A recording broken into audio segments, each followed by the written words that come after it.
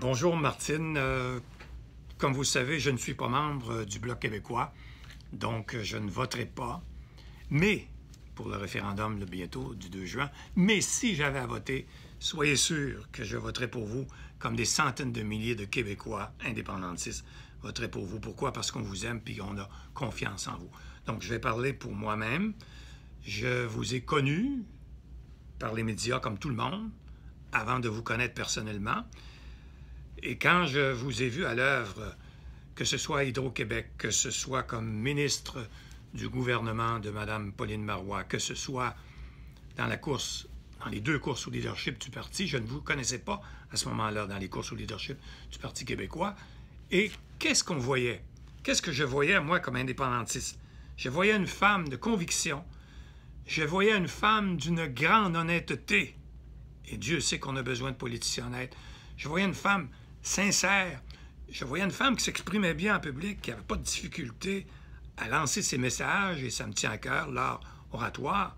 Donc, je me disais, nom de Dieu, que le Parti québécois est chanceux d'avoir autant de candidats avec beaucoup de potentiel, mais vous particulièrement, par votre ténacité. Alors, c'est comme ça que je vous connaissais, c'est comme ça que je vous ai aimé comme indépendantiste, et que j'étais déçu que vous ne soyez pas élu comme chef du Parti québécois. Mais quand j'ai appris que vous deveniez chef du Bloc québécois, je trouvais que c'était une excellente idée de vous permettre d'aller véhiculer sur le territoire monarchique canadien les avantages du pays québécois de l'indépendance.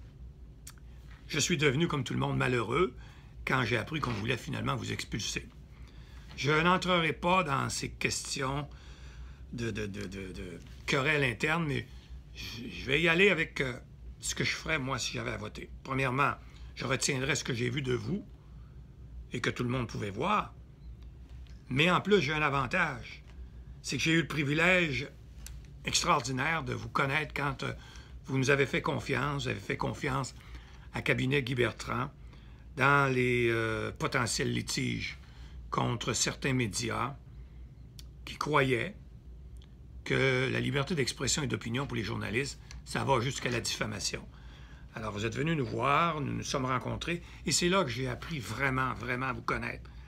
Et les membres de notre équipe, particulièrement ma fille Dominique Bertrand, qui est avocate depuis 14 ans maintenant. On a travaillé ensemble avec des paralégaux. Et qu'est-ce qu'on a vu? Et ça, c'est pas sortir du secret professionnel. Les gens qui nous écoutaient, écoutez, fantastique ce que j'ai appris de cette femme.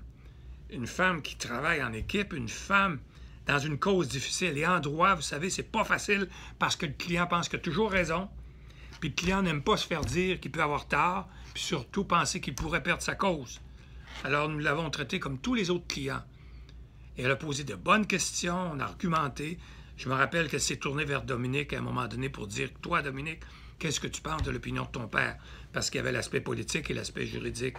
Elle s'est tournée vers Marcel, un paralégal. « Et toi, comment tu vois ça? » etc., etc. Mais ce qui nous a le plus impressionné, à un moment donné, on lui a demandé « Voulez-vous boire quelque chose, de l'eau, un café, un thé? » Elle a dit « J'aimerais avoir un thé. » Parfait, on va aller vous en servir un. Non! Je vais aller le chercher moi-même. Quoi? Et on lui a dit où était le thé. Elle s'est présentée à la cuisinette, c'était à l'heure du dîner, où se trouvaient nos avocats, nos paralégaux, nos adjoints et adjoints. Elle s'est présentée toute seule, on n'est même pas allé avec elle. Elle a dit bonjour à tout le monde, et puis elle s'est servie, elle est revenue dans la salle de conférence. On n'en revenait pas. On n'en revenait pas, et c'est là qu'on a dit, cette femme-là, c'est extraordinaire, elle ne se comporte pas comme un chef qui se prend pour un autre. Écoutez, Martine, j'ai connu personnellement Daniel Johnson père. J'ai fondé le Parti québécois avec René Lévesque. J'ai connu très bien Robert Bourassa. J'ai connu Jacques Parizeau. J'ai connu Bernard Landry. J'ai connu Lucien Bouchard. J'ai connu Mme Marois. Et ce que j'ai vu de ces chefs par rapport à Mme Ouellette, à Martine, c'est tout ce monde-là réuni, mais avec un petit quelque chose que je n'ai pas trouvé chez les autres. C'est le caractère humain. Mais c'est une femme, son cœur est sur la table, c'est une bonne personne, avec une intelligence rare, mais elle ne met pas en évidence son intelligence, elle sait qu'elle...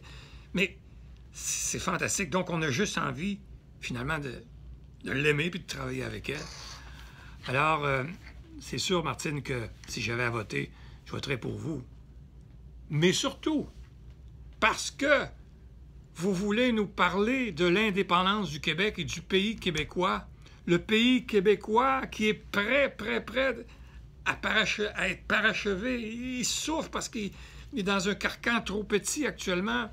Le pays québécois, il est déjà un pays dans les faits, le territoire, la langue, le produit intérieur brut, la grandeur du territoire, le 17e plus grand au monde, le produit intérieur brut entre le 27 et le 30e au monde, des hommes et des femmes capables de lancer des initiatives, des institutions, 1 million de lacs et de rivières.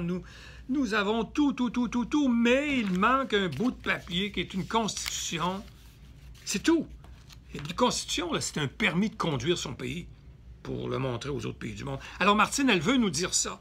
Et nous, les indépendantistes, c'est ça qui nous plaît. Les membres du Bloc québécois, n'oubliez jamais ça. Vous n'aurez jamais une personne, en tout cas de ceux que je connais actuellement, aussi convaincante, convaincue et bonne oratrice pour s'exprimer et surtout vouloir parler de l'indépendance. Vous savez, l'indépendance, plus on en parle, plus on veut en entendre parler. Donc, plus les chefs en parlent, plus le public va en entendre parler, et plus le public va en entendre parler, plus les chefs vont en parler. Quelqu'un a imaginé une stratégie contraire, c'est que moins on en parle, moins le public en parle, puis moins le public en parle, moins on en parle. C'est pas vrai. Martine a fait le contraire, elle. Alors, elle veut nous dire quoi? Elle veut nous dire d'abord que ce droit de faire l'indépendance, c'est un droit inaliénable qui nous appartient comme peuple. Elle va le répéter. C'est un droit international reconnu. Deuxièmement, nous dire qu'on va parachever notre pays qui existe déjà, puis il manque un bout de papier. Elle va nous le répéter, puis on a besoin de l'entendre, puis le peuple va vouloir savoir pourquoi, puis quand, comment.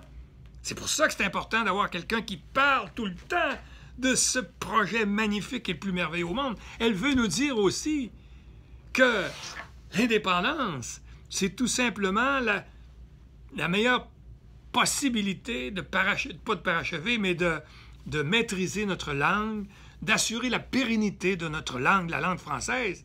C'est aussi la meilleure garantie de pouvoir promouvoir le maintien et la valorisation de la culture québécoise, autour duquel viendra se greffer d'autres cultures, des autres nouveaux arrivants du monde. C'est ça qu'elle veut nous dire que l'indépendance nous procure, mais elle veut aussi nous dire que si on fait l'indépendance, et on va la faire, on va avoir la reconnaissance internationale, ça veut dire qu'on va être membre de l'UNESCO, de l'OIT, l'Organisme international du travail, des Nations unies, où on va pouvoir participer à la solidarité mondiale. Elle veut parler de ça, elle veut nous le dire, et elle a tout pour le dire, elle a la capacité, la conviction. Mais aussi, elle veut nous dire que quand nous deviendrons, quand le pays québécois sera parachevé, nous allons contrôler tous les pouvoirs politiques, juridiques, économiques et financiers. Nous allons contrôler nos importations, nos exportations, la monnaie, le crédit, la fiscalité. C'est des choses dont elle veut parler à Ottawa, qu'elle veut parler au Canada, sur le territoire québécois. Et que nous allons contrôler nos importations, nos exportations aussi. Imaginez-vous. Puis en plus, on sera libre. Elle va nous dire que ce ne sera pas une liberté enchaînée, comme c'est le cas actuellement à la Constitution canadienne, qu'on n'a jamais acceptée, mais ce sera une vraie liberté d'adopter toutes nos lois, de signer nos traités, et évidemment, notre grande liberté de percevoir tous nos impôts, et la liberté pour nos athlètes olympiques d'aller partout dans le monde, puis de gagner des championnats, de gagner des médailles et de revenir avec le fleur-de-lysée, fier d'être québécois. Alors, Martine, oui, vous allez gagner parce que nous avons besoin de vous, les indépendantistes. Il y a 1 600 000 indépendantistes au Québec, 30% qui attendent, qui ont besoin de ça.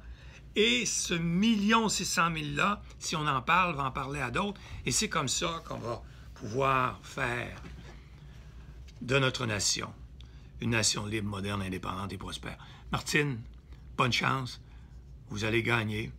Et sachez que le peuple québécois vous aime. À bientôt. Bonne chance.